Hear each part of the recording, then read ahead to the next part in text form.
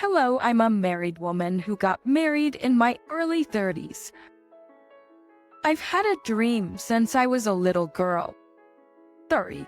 It was to become a simultaneous interpreter. The reason I wanted to become a simultaneous interpreter has something to do with my dad's wish. My dad was too poor to travel around, not even domestically. He didn't want me to be raised in the shadow of poverty. He wanted me to live, traveling around the world sometimes. He was generous when it came to my studies, and I never felt the financial difficulties that my family went through. I dreamed of becoming a simultaneous interpreter to erase my father's sorrow throughout my life, because simultaneous interpreters have many chances to travel around the world for work. But it wasn't an easy dream. I mean, of course, it's a job that can only be obtained and sustained if you speak more than 2 languages, including Korean, freely like natives. When it comes to interpreting informal situations, you have to understand the languages much more deeply than native speakers, especially because I aim to be an interpreter who speaks 3 languages at the same time. It was a rough path. I wanted to speak Korean, English, and German. It was such a difficult road that I often failed to get the license to become a professional interpreter, even though I studied hard for them. Nevertheless, I couldn't give up my dream of becoming a simultaneous interpreter. The reason that I was able to get married while preparing for a difficult test was because of my husband's promise and proposal. Hey honey, will people judge us if a man doesn't work and support his wife instead? There are always people who would judge us, you know. We're okay, but they want to be nosy and all. Right, then what do you think? Are you okay with it? I don't know. Why do you ask? Mean. I'll support you until you reach your dream of becoming a professional simultaneous interpreter as a husband. I promise. So marry me. Let's wrap up what we're saying first. Are you worried that people might judge you as a bad husband who supports his wife? And you still want to marry me and support me? Abrexes. I'm so touched. Alack. No, I was worried that people would judge you. Mel. Why? There are many people who are not, but there are people with prejudices. You know, people say a wife needs to support her husband, not the other way at all, and most of them with prejudices are the ones who are nosy. What? Were you worried about me? Do you think people would judge me as a bad wife who makes her husband support her? Of course. Why would I worry about me? I have nothing to be scared of when I'm with you. Me too. Me too. I also have nothing to be scared of when I'm with you. I think I can pass the test if you give me strength. So yes, marry me. I'll pass the test and I'll make sure you live happily ever after. Yep. So we started to prepare for our marriage. We thought we would be so happy without any worries as long as we were together. But it wasn't true.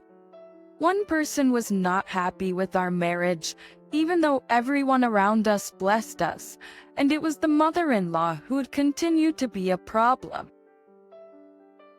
Unlike my husband, who is frugal and upright in nature, my mother-in-law was twisted and occasionally looked down on others. She was the only one who didn't like me from the very beginning. It was because of nothing but marriage gifts. Uttering honestly, if I didn't prepare enough, I would not feel so unfair. I already told you that my dad's generous when it comes to me, even though he's not doing well. The gift matter wasn't so different. My dad used his life savings to make sure that the gifts were nothing less. Like the relatives of the in-laws were also very satisfied with the gifts my dad arranged. For beyond satisfaction, they even thanked my dad for the gifts. But the mother-in-law was never satisfied and had many complaints. That it was because we couldn't afford to meet the $150,000 of gifts that she asked for. I mean, $150,000 is too much. She was already twisted, and she wasn't satisfied with the gifts. Can you imagine what my married life has been like? It was rough from the start. My mother-in-law's quarrel always ended with money. She started it with money and ended with money. This to the mother-in-law, who ran a large restaurant at the time, was a rich woman in the neighborhood. This and her snubbing and arrogance toward me, her daughter-in-law, who was poor and had not brought enough gifts, was harsh. It was like this. I heard you're still studying to be a simultaneous interpreter or something. It's all no use. What would a woman do with studying? The ancestors said, when a hen cries over a fence, the family is doomed. I don't know. Becoming an interpreter wouldn't doom this family, would it? If your parents didn't have enough money, they should have paid more attention to education. How have they taught you? What? What did you? You're talking back to your mother-in-law for every word. That's because you ridiculed my dream, comparing me to a hen. Enough. Stop your useless interpreter study at once and go work at somebody else's house or something. If you don't want to get divorced, I'm saying that you should fill up all those empty gifts by working as a maid if you need to. Are you serious?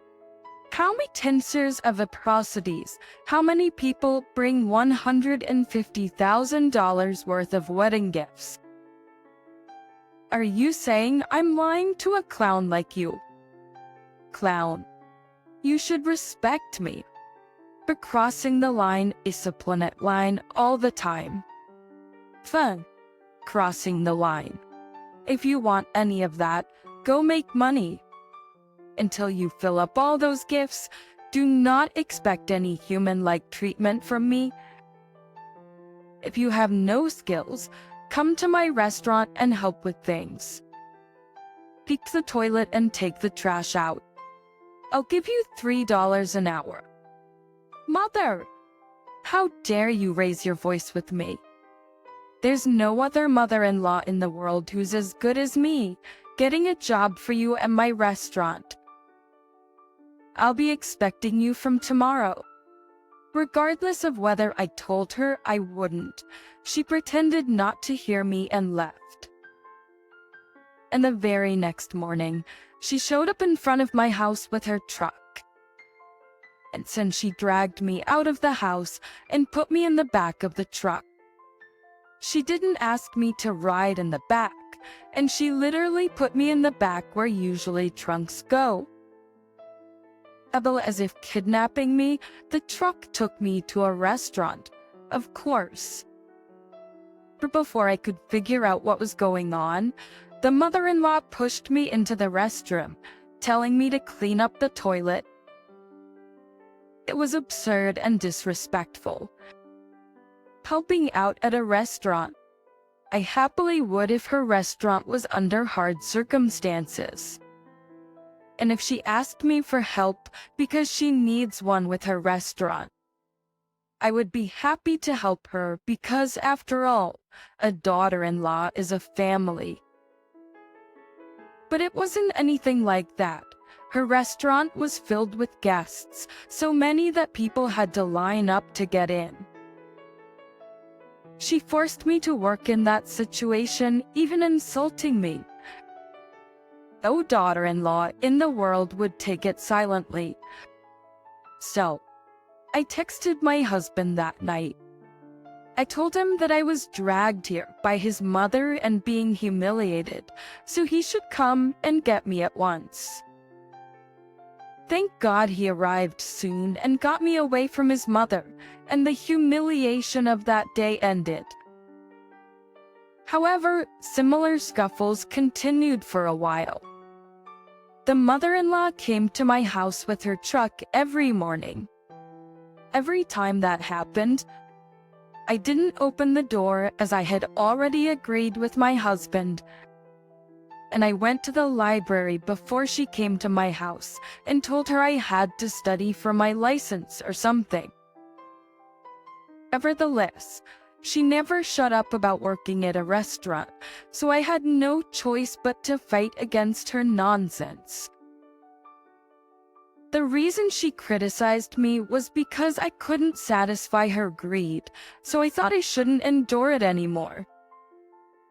That's insulting me, for the gifts means that she's insulting my dad, who tried his best to prepare the gifts with both sincerity and formality, despite the difficult economic situation.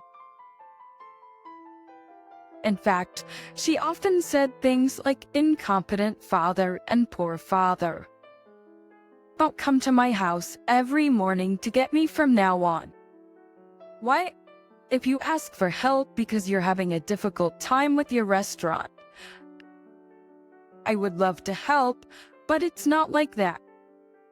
You just hate me so much, so you're just trying to bully me by making me work at your restaurant. You have a talent for twisting things. People will think I'm an evil mother-in-law. I'm not twisting things, but it's what it is right now. That's your intention. But I don't like that. I will not take it anymore, and I shouldn't either. Insulting me for the gifts is the same as insulting my dad, who put his best effort into preparing gifts. There may be a child in the world who would hold back even after their parents are being insulted, but at least it's not me. So don't bother coming to my house every morning. Do you think you can force me to work? No, I won't. And stop insulting me for dissatisfaction and stop ignoring my dreams. You've finally lost your mind. I can see that you've been raised by a poor, incompetent dad. What makes you think you can tell me what to do? How much ever you hold low regard to my dad with your words, you'll only end up throwing shit on your face. After all, words are a mirror of a person's character. You've come into my family with nothing. What are you so proud of? As far as I know, you're the only one who's not happy with the gifts. Other relatives were surely satisfied. They even thanked my dad personally. They really meant it. Asked you. If you don't want to work at the restaurant, move into my house right away and learn how to do the house chores, and I will make you prepare 3 big meals every day and clean each and every corner of the house 3 times a day. If you don't like this idea, divorce my son. Just stay away from my son and don't ruin his life. Divorce? Main. Why? Do we have to get divorced just because you don't like me? It's not just me. My son hates you too. Great then.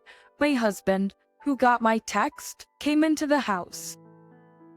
My mother-in-law, who was caught yelling at me, became pale. My husband sighed and took me away with him, leaving a short word to his mom. Enough is enough. You're my mom and her mother-in-law, but this is too much. No matter how much you try, I love her, and it won't change. Do you understand me? In other words, the more you despise her, the more you will be distant from me. If you don't want that, let's live like other normal people, please.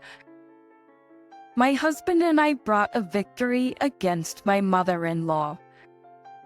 We felt relieved because there have been so many things that the mother-in-law has done since we got married. Thanks to this incident, my love for my husband has deepened. I thought he would be on my side even in hell. I was reassured. My husband's devoted love for me was the same.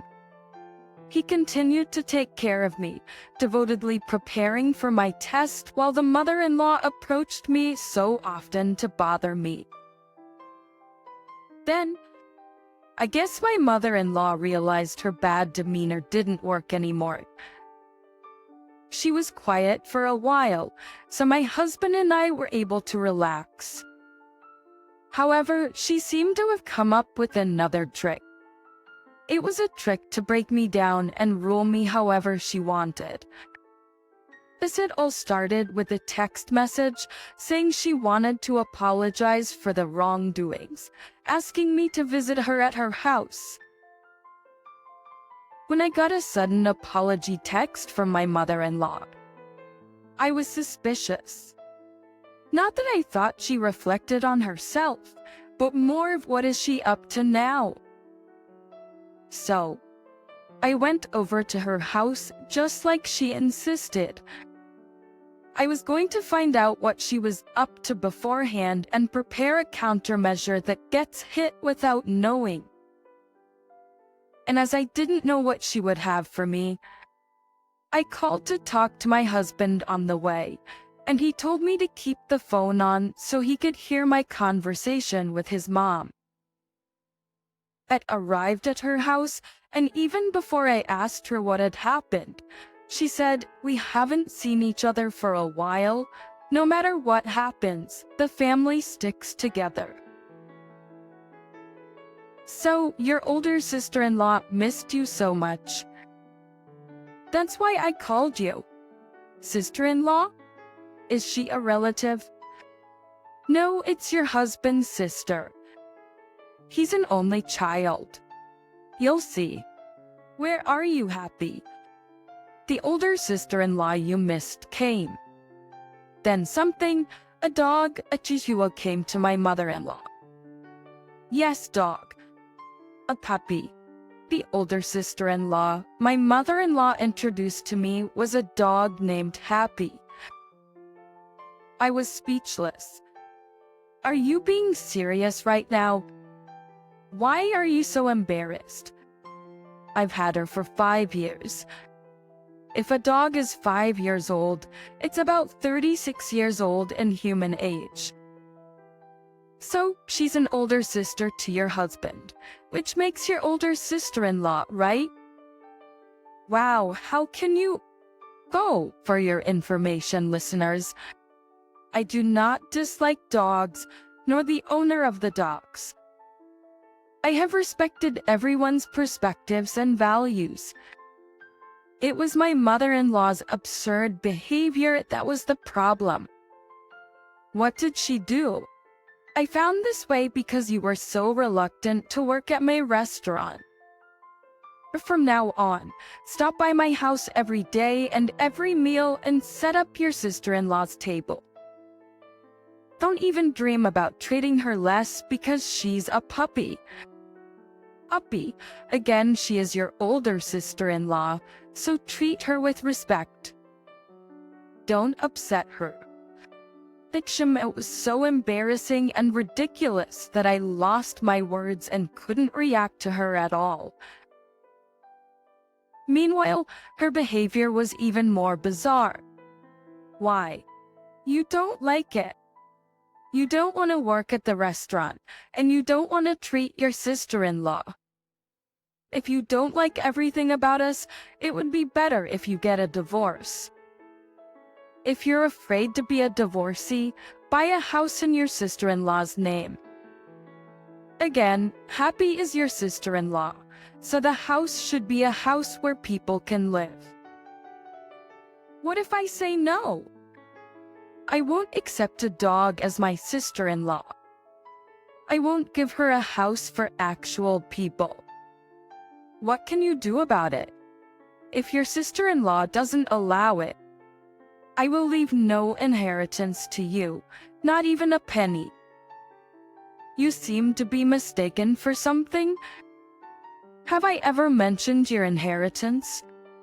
No, because I'm not interested. Then, if you don't take my inheritance, are you going to make my precious son poor for the rest of his life like your family? Don't lie to yourself. I know you're doing this not because you worry about your son, but to rule me over. You're trying to defeat me and make me do whatever you want. What? You. What did you say? Yes, you. I can't stand you anymore, but I have put up with you because I didn't want to fall to your level. Be grateful.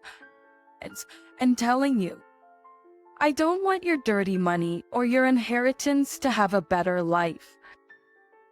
It would be a big mistake if you thought I would grovel to you if you mentioned inheritance.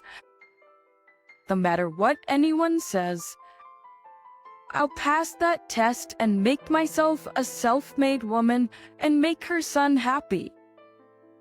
Then my mother-in-law, who had been looking down on me, crossed her arms arrogantly and continued. You know what? Let me fix your attitude today. Look back on your attitude first. Then my support came in. It was my husband. He heard everything through the phone and ran to his mother's house. He hugged me without saying anything. Then he held my hand and moved toward the front door. As to my mother-in-law tried to stop him, but it didn't change the fact that he was on my side. What are you doing? Aren't you going to see your mother from now on? What if I don't do this right now? How can I see your face again? I don't know what you do next. I told you in the first place that I'm against this marriage.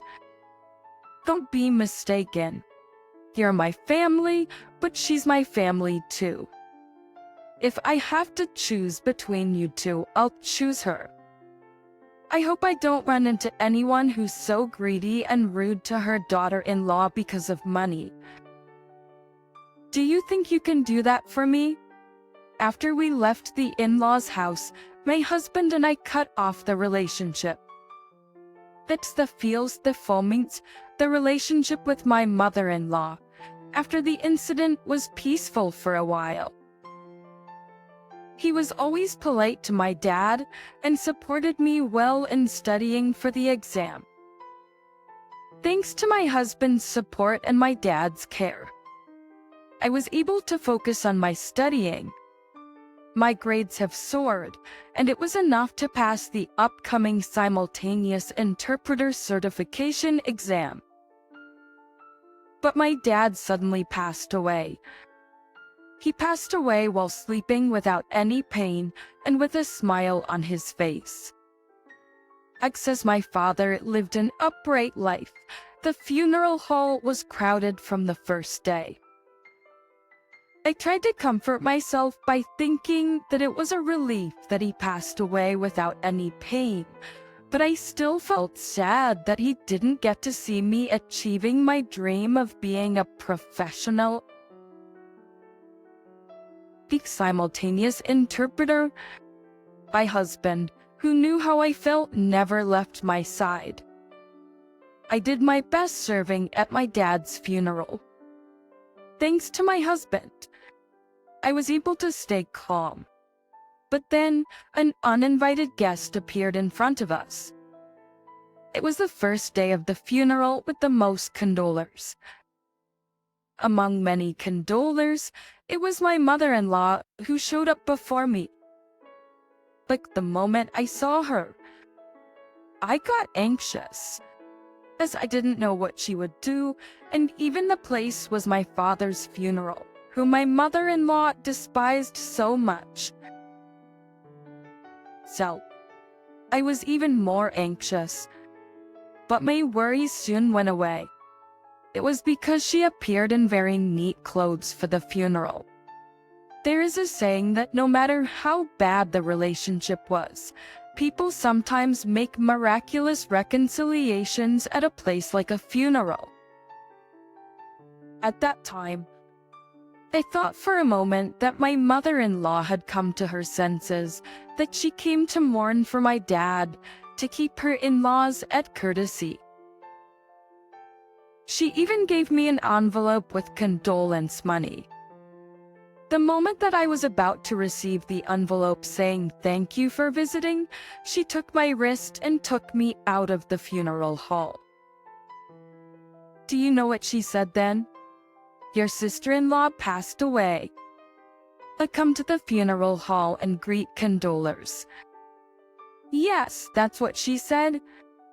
The first day of my dad's funeral was the same day as Happy, the dog's funeral. Yes, Happy is the dog that my mother-in-law forced me to take as my sister-in-law. She was wearing funeral clothes for her dog. Happy's funeral, not for my dad's funeral. When I realized what was happening, I was furious, but I tried to calm down and replied to her. I wouldn't hold it back if I was in another place, but it was my dad's funeral home, after all. So, I just lost my dad, and you want me to come to your dog's funeral. You didn't bring enough when you got married. This is the least you can do. This is just wrong. It's no one else's funeral, but it's my dad's. Except my dad, even if a person's funeral overlapped, it would not be possible to ask someone to give up a father's funeral. And you're telling me to come to your dog's funeral? Are you insane? What's so important about a poor man's funeral? My dad's funeral is much more important to me. So just follow me quietly. When she shouted, the condolers who are watching us rushed to her to argue with her. People said that she must be insane to ask me to attend her dog's funeral instead of my dad's. However, my mother-in-law, who did not give in, poured out her nonsense and despised my dad just like how she used to. Eventually, she was dragged out of the funeral hall by my angry relatives. When my mother-in-law and the condolers were making a fuss, my husband opened the envelope the mother-in-law brought, lying on the floor. But when he checked the amount and a note inside the envelope, he looked at his mother disappointed, who was being kicked out. After a while, my husband handed me the envelope and the note. When I checked the envelope and the note, I couldn't help but cry. I felt even more betrayed. My mother-in-law, the rich owner of a huge restaurant, put only $5 in the envelope. It's on the note that she left. She wrote the rest of the money would be counted as the cost of the wedding gifts that I didn't bring.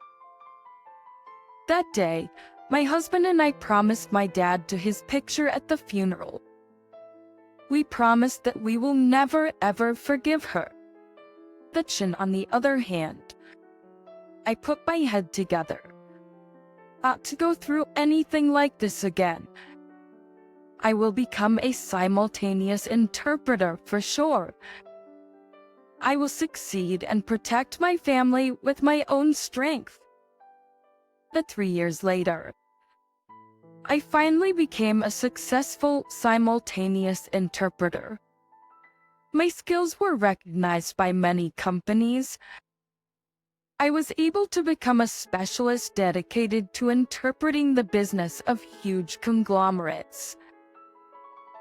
As my responsibility rose, my salary and fee also skyrocketed. And one day, I was sorting out my schedule at the office with other colleagues. An unexpected guest came to my office. This time, too, was my mother-in-law, but her appearance looked a little strange. I wanted to kick her out right away, but I was curious about her strange appearance. So, I sat her down. "Donna, please bring a cup of tea here." "Oh, just one, please." "I don't think we're in a relationship to share a cup of tea. If you want a coffee, you can go get it at the first floor cafe. It's okay." "Are you buying, man?" "Never mind. I have to save every penny right now." "I don't need a coffee." "Saving every penny?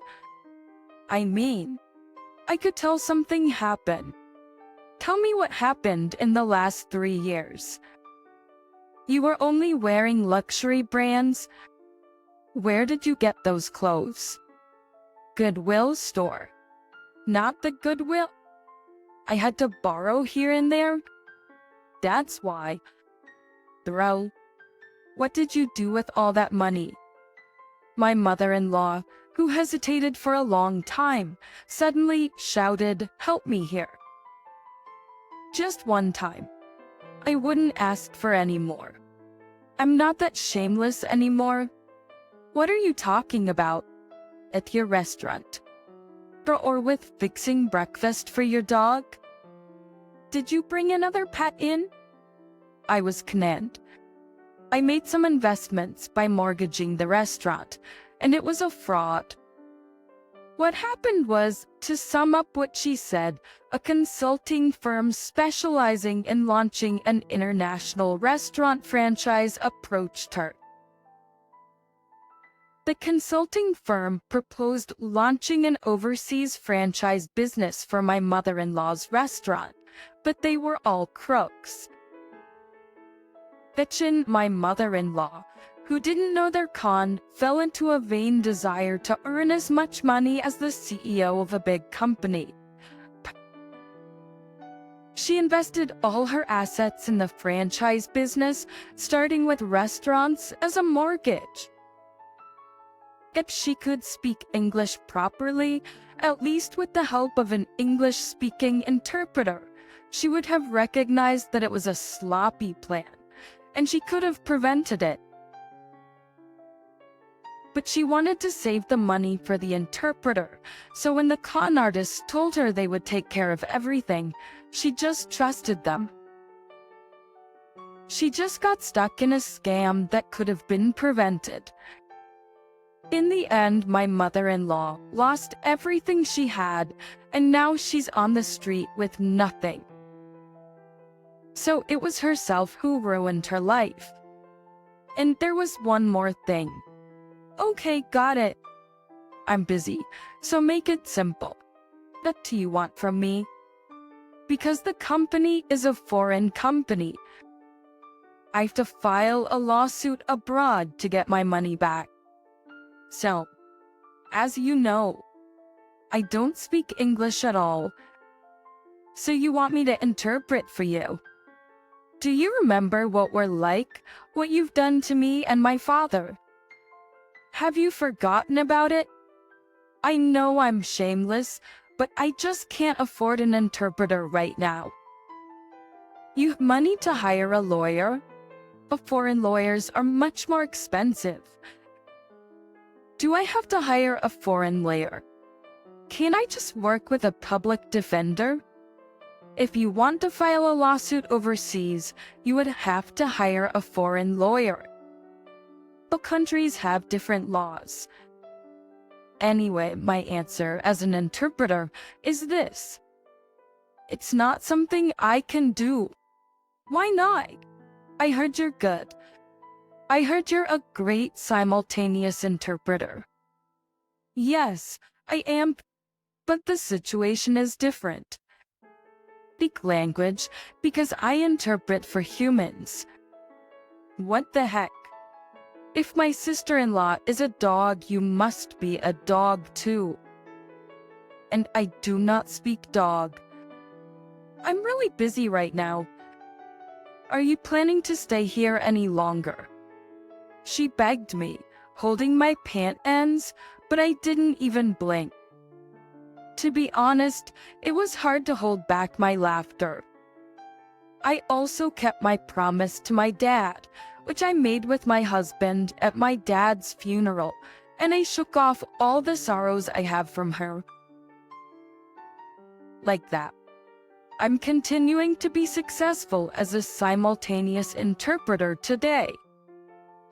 My husband, who made my success possible, is greatly proud of my success too.